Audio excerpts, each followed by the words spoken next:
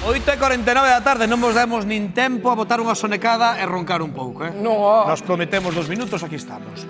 Os ronquidos están provocando problemas porque é verdade que quen ronca ben non o pasa porque non descansa. Claro. Pero quen está ao lado, aguantándose ronquidos, e que che fastidia a noite e despois o día seguinte todo. E isto xa está provocando que a xente durma en habitacións separadas.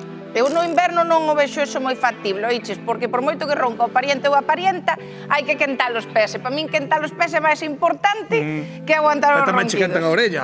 Tamén, eso por Claro. suposto. Nós hoxe saímos a preguntar a ver onde dormides máis separados, en camas separadas, se nas cidades ou no rural. Atopamos un pouco de todo. Se lles digo sleep divorce, saben o que é? Vos, Non teño nin idea. nin idea. Sí, pero divorcio, el divorcio del sleep. Coñecen alguén? Rimaránse para facer o amor, senón... Ah, mira. Para fazer o amor xuntaránse, digo, porque un nunha cama e o outro na outra, non creo que... Coñecedes algúns amigos que sexan matrimonio pero que durman en camas separadas? Que sepamos nós, Eso xa non? moi íntimo para preguntar ou saber.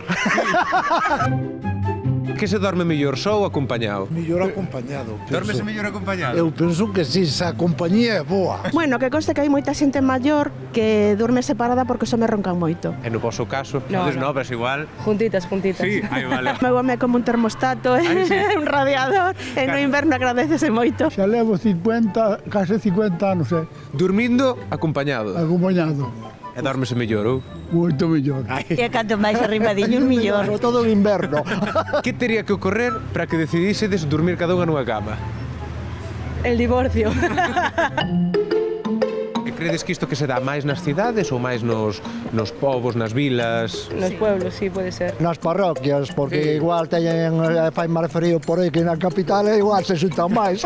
En Ourense está claro, a xente prefire dormir xunta, polo menos agora no inverno. Pero, se imos a un sitio máis pequeno preguntar, mide comigo.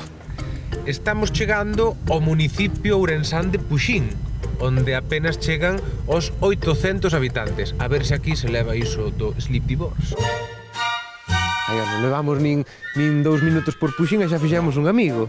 É bonita, tú que durmes acompañado ou solo? Non quere falar. A ver, moi boas, veciño de Punxín. Sí. Cantos sodes aquí? En Punxín, no Ayuntamento, 750 ou así. E aquí sodes de dormir xuntos ou separados? Nós sempre dormimos xuntos. Sí? Sí. Bueno, pois... Eso terá o que decir tamén a muller, ou? Bueno, no meu caso durmo xunta, pero bueno, a veces desearía dormir separada. Ai, sí. Ai, como nos escoite Paco. Ai, mira como nos escoite Paco. Pois mirai a Paco como se rí.